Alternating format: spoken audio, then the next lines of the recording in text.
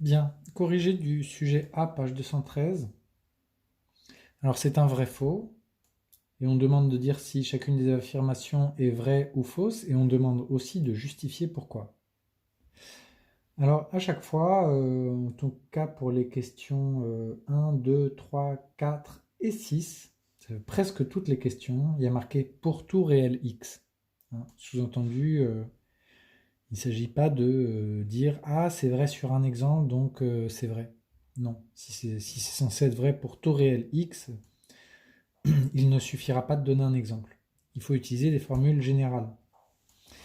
Alors prenons l'exemple de la première question. On me dit cos carré x moins sin carré x égale 2 cos carré x plus 1. Et donc il s'agit de dire si cette formule-là est vraie ou pas. Alors des formules avec des cos carré x et des sin carré x, il y en a deux dans le cours, si vous cherchez bien. Il y a celle qui découle essentiellement du théorème de Pythagore et qui dit que cos carré x plus sin carré x, c'est égal à 1. Hein, je rappelle vite fait pourquoi. On se place dans le cercle trigonométrique.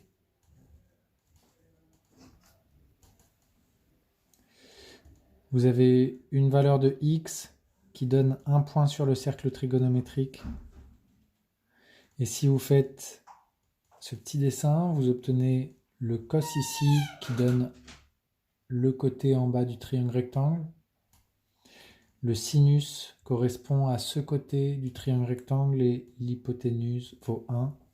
Et donc en appliquant le théorème de Pythagore, on trouve cette formule-là. Et qui est donc vraie pour tout réel x. Bien. Il y en a une autre qui est donnée par le cosinus raciste aimanteur. Du coup, je vais peut-être rappeler d'où elle sort. Hein. Qui dit que cosinus a plus b, la formule générale pour le cosinus raciste aimanteur, me dit que le cosinus reste avec le cosinus parce qu'il est raciste et triche sur le signe plus en le changeant en moins parce qu'il est menteur. Je mords un peu et ça doit être écrit un peu trop petit, c'est pas très grave parce que c'est juste un rappel.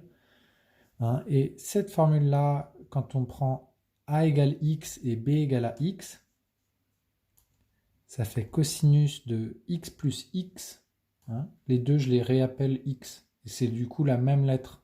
Donc x plus x, ça fait 2x.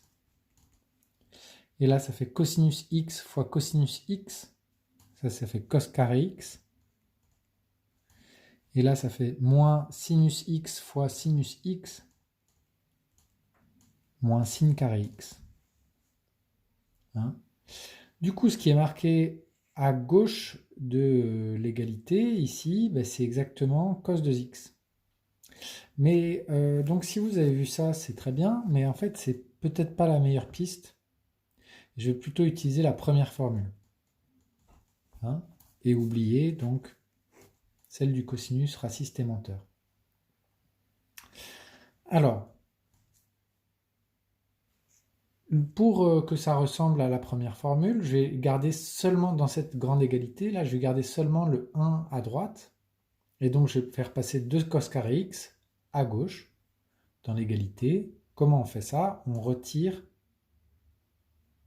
2 cos carré x des deux côtés de l'égalité. Or là, il y en a déjà un. Donc si vous voulez, bon, je vais l'écrire, ça fait moins 2 cos carré x plus cos carré x moins sin carré x égale 1. Et moins 2 cos carré x plus cos carré x, il reste juste moins cos carré x moins sin carré x égale 1. Ben, cette égalité-là, elle est fausse parce que ça, c'est l'opposé de cos carré x plus sin carré x. Et cos carré x plus sin carré x, ça fait 1. Donc moins cos carré x moins sin carré x, ça fait pas 1, ça fait moins 1. Donc la réponse est faux.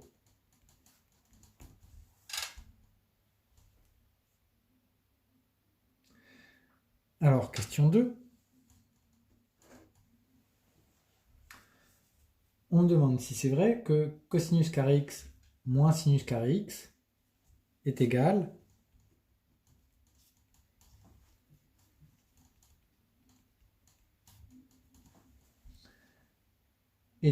à 1 moins 2 sin carré x. Ben celle-là, ça va être vrai, hein, et ça va aller beaucoup plus vite, ça va être exactement la même méthode. Je vais rajouter 2 sin carré x pour garder juste le 1 à droite. Hein. Mais du coup, si je rajoute 2 sin carré x dans ce membre de l'égalité, le membre de gauche, il va rester cos carré x plus sin carré x. Et ça fait bien 1. Donc celle-là est vraie.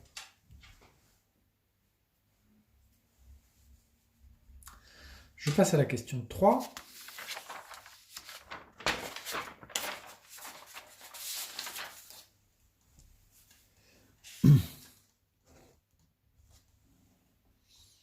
Alors, pour tout réel x, on demande si c'est vrai que le sinus de pi sur n plus le sinus de 2n plus 1 pi sur n est égal à 0. Alors, bon là il faut être un peu méfiant parce qu'on me dit pour tout réel x, mais il n'y a pas de réel x dans cette formule. En fait, il fallait comprendre pour tout entier naturel n. D'accord? Est-il vrai que cette égalité vaut pour tout entier naturel n? Alors celle-là est un peu pointue, mais quand vous avez quelque chose comme ça, moi ce que je vous conseille de faire, c'est d'essayer d'abord sur quelques exemples avec un n pas trop grand. Je vais prendre par exemple 6. On va regarder ce qui se passe pour n égale à 6. Parce que comme ça, en plus, ça fait des valeurs que je connais. Mais surtout, je peux essayer de me représenter sur le cercle trigonométrique ce que ça donne. Sinus pi sur 6 plus sinus 2 fois... Donc j'ai pris n égale à 6. Hein. J'ai bien dit que ça ne suffisait pas pour justifier, mais on va déjà voir sur un exemple et ensuite on justifiera. Alors si n égale à 6, là il y a marqué 2 fois 6, 12, plus 1, 13. 13 pi sur 6 égale à 0. Voyons voir si ça correspond à quelque chose. Sur le dessin, je vais essayer de trouver.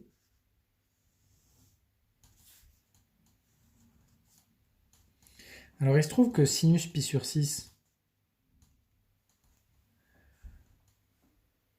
ça vaut 0,5. D'accord? Il est là le point image de pi sur 6. Et le point image de 13 pi sur 6, ben en fait l'idée c'est de se dire 13 pi sur 6, je rappelle la méthode, hein. Je regarde ce que fait 13 sur 6, ça fait un peu plus de 2. Hein, ça fait un petit peu plus de 2 parce que 12 sur 6, ça ferait 2. 13 sur 6, c'est un petit peu plus. En fait, c'est juste 2pi plus pi sur 6. Ok? Donc ça veut dire que 13 pi sur 6, le point image de 13 pi sur 6, c'est exactement le même. Vous voyez? Du coup, ça veut dire que ces deux nombres-là, ils sont égaux. Et quand on les additionne, ça fait pas du tout 0. Hein. Ça fait pas du tout 0. Ça fait 0,5 plus 0,5 égale à 1.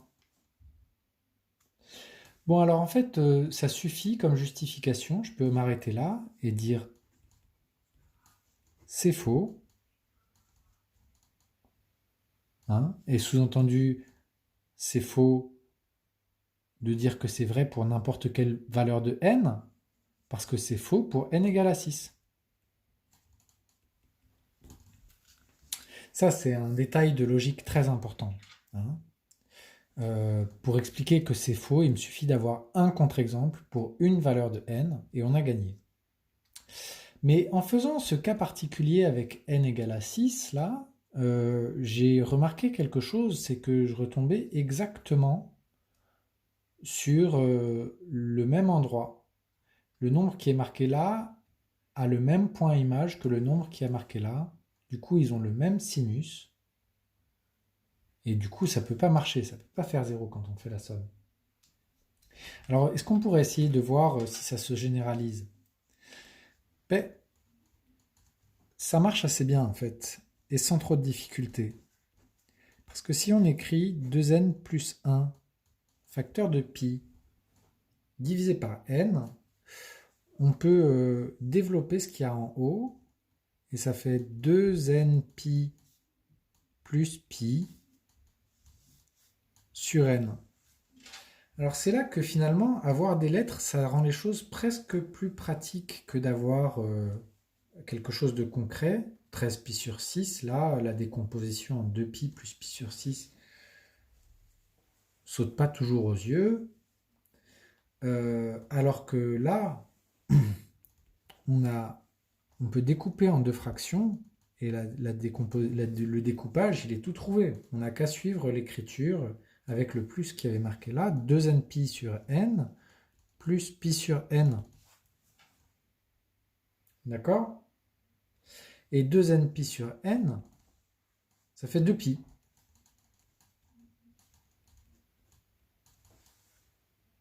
Et là, vous voyez que j'obtiens exactement la même décomposition que j'avais obtenue ici, mais dans le cas général. Hein? Donc, ça veut dire que quand on écrit sinus 2n plus 1 pi sur n, on peut dire que ça fait sinus de 2pi plus pi sur n. Et ça fait encore sinus de pi sur n, car la fonction sinus est 2pi périodique. Quand on rajoute 2pi, on retombe sur la même valeur. Alors là, du coup, à partir de là, j'en déduis que si je reprends l'égalité qui m'a été donnée au départ, ici, si je fais sinus pi sur n plus sinus 2n plus 1 pi sur n, ben en fait, loin de faire 0, ça fait sinus pi sur n plus sinus pi sur n, c'est-à-dire 2 fois sinus pi sur n. Et est-ce que ça peut valoir 0, ça? En fait, c'est pas la peine d'en faire un roman, mais ça ne pourra jamais faire 0. Hein? Regardez, si vous faites, sauf pour n égale à 1, mais si vous faites sinus pi sur 2, ça fait pas 0. Sinus pi sur 3, ça fait pas 0. Sinus pi sur 4, ça fait pas 0. Sinus pi sur 6, sinus pi sur 7, sur 8, sur 9, vous rapprochez, le sinus est toujours l'ordonnée descend de plus en plus bas, de plus en plus près de 0, mais ça ne vaudra jamais 0. Hein? Donc, en fait, ce truc-là ne vaut pas 0, sauf pour n égale à 1. Et au fait, au tout début, quand j'ai corrigé en disant, on vous a dit pour tout x réel, mais il fallait comprendre pour tout n entier naturel, c'est pas encore tout à fait vrai, parce que, évidemment, là, c'est une division par n, je n'ai pas le droit de diviser par 0. Donc, c'était pour tout entier naturel non nul. Voilà pour la question 3. Je répète que dans le principe, j'avais déjà trouvé la réponse ici. C'est faux pour n égale 6, donc c'est faux. J'aurais pu m'arrêter ici. J'ai fait le choix d'aller plus loin et de dire, mais en fait, c'est même faux pour presque n'importe quelle valeur de n, mais je n'étais pas obligé d'aller si loin. Bien, je passe à la question 4.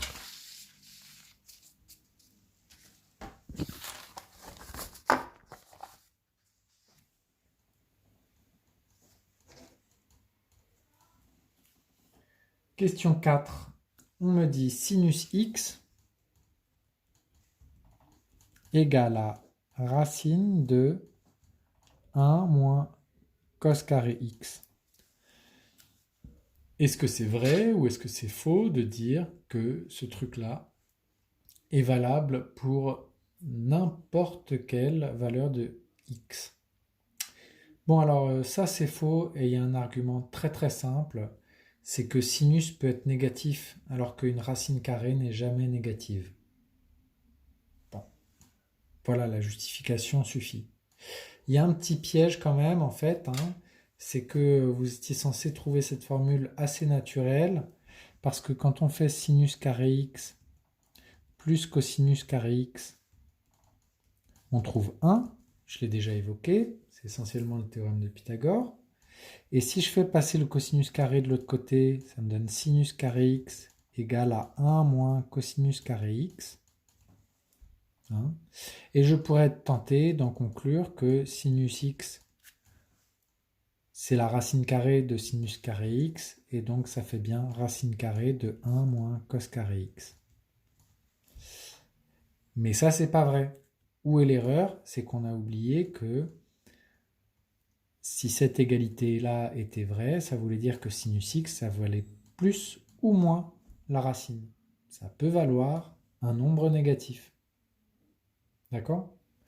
Donc tout ça, c'est des explications qui sont superflues. Si je veux l'argument massu qui donne directement la réponse, je n'ai qu'à dire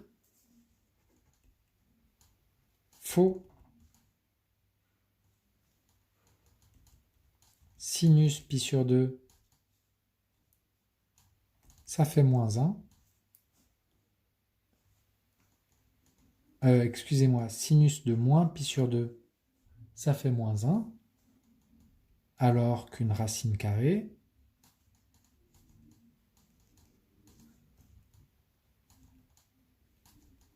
n'est jamais négative.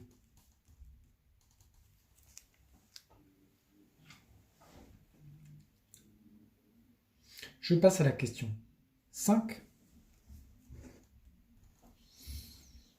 On me demande si c'est vrai que cosinus 100 pi sur 3 égale à 1/2.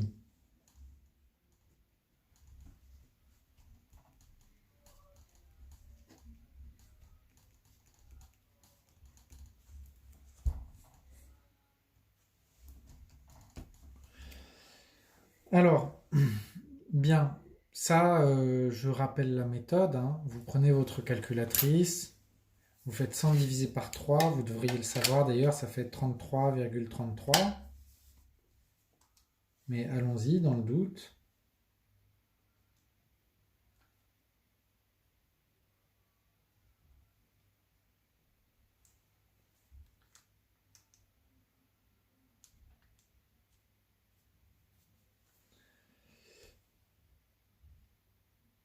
Voilà, 100 divisé par 3, ça fait 33,3333. Je cherche l'entier pair le plus proche de ce résultat. C'est 34. D'accord? Et donc je vais écrire que 100 pi sur 3 moins 34 pi. Je vais regarder combien ça fait ce truc-là. Alors je vais faire une mise au même dénominateur. Et ça va me donner 100 pi sur 3 moins, et je vais faire 34 fois 3 divisé par 3. 34 fois 3, ça fera 102. D'accord? Et donc ça fait moins 2 pi sur 3. Voilà. Et donc qu'est-ce que j'en conclus? C'est que 100 pi sur 3 et moins 2 pi sur 3 sont congrus modulo de pi. Hein, la différence fait un multiple de 2pi. Et autrement dit qu'ils ont le même point image sur le cercle. Le point image de 100 pi sur 3, c'est le même que le point image de moins 2 pi sur 3. Et donc en particulier, ils ont le même cosinus. Cosinus de 100 pi sur 3, c'est égal à cosinus de moins 2 pi sur 3. Et celui-là, je sais le trouver par lecture sur le cercle trigonométrique.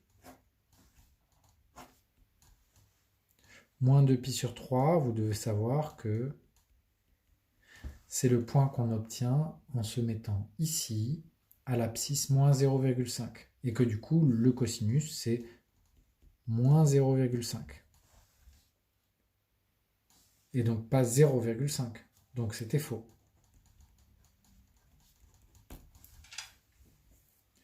Bien, ça me fait penser que si vous voulez un modèle de rédaction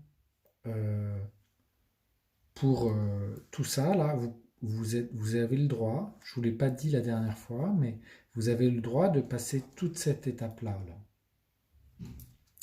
Vous faites ça au brouillon, vous pouvez faire ça au brouillon, cette partie-là, hein, et écrire plus simplement cosinus 100 pi sur 3, c'est égal à cosinus 34 pi, excusez-moi, moins 2 pi sur 3. Hein. C'est parce que 100 pi sur 3 moins 34 pi, ça faisait moins 2 pi sur 3. Oula, on ne voit plus rien. Voilà. Donc, 100 pi sur 3 moins 34 pi, ça faisait moins 2 pi sur 3. On peut retourner les choses et dire que faire passer le 34 pi de l'autre côté, et donc 100 pi sur 3, ça fait 34 pi moins 2 pi sur 3.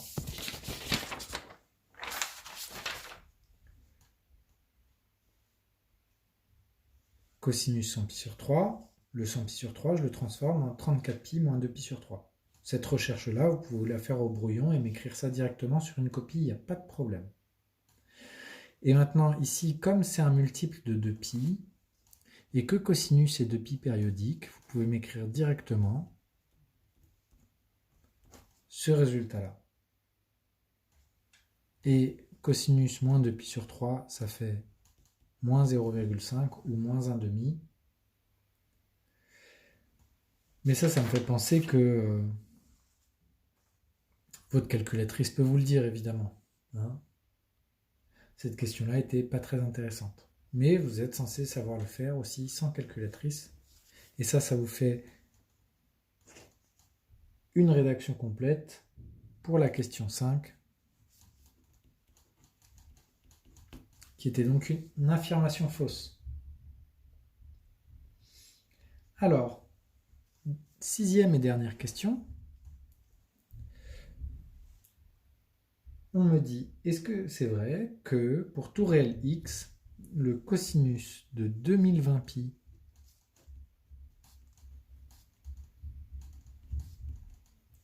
moins x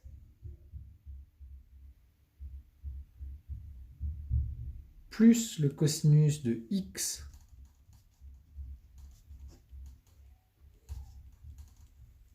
plus 1000π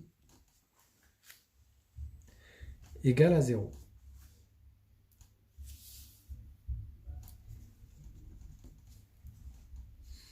Alors, ça ne doit pas faire peur du tout, hein, parce que vous avez directement un multiple de 2π là devant. Donc, vous pouvez écrire que ça reviendrait à dire. Je vais reprendre le calcul. Si on vous dit cosinus de 2020π moins x, ça vous pouvez le transformer en cosinus moins x. Et le cosinus de x plus 1000π, mais ça c'est encore un multiple de 2π, donc vous pouvez le transformer en cosinus x. Dans les deux cas, j'ai utilisé le fait que cosinus c'est 2π périodique. Maintenant, je vais utiliser le fait que cosinus est pair. Ça fait la même chose que cosinus x.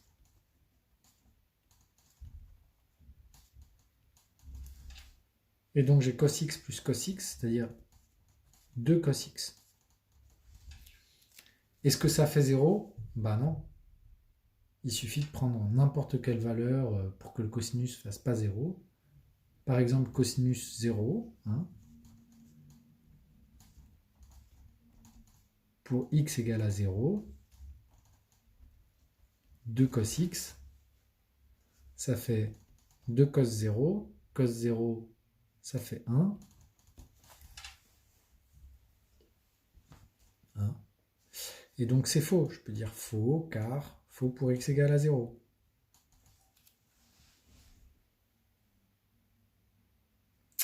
Voilà pour la question 6. Et voilà pour le sujet A.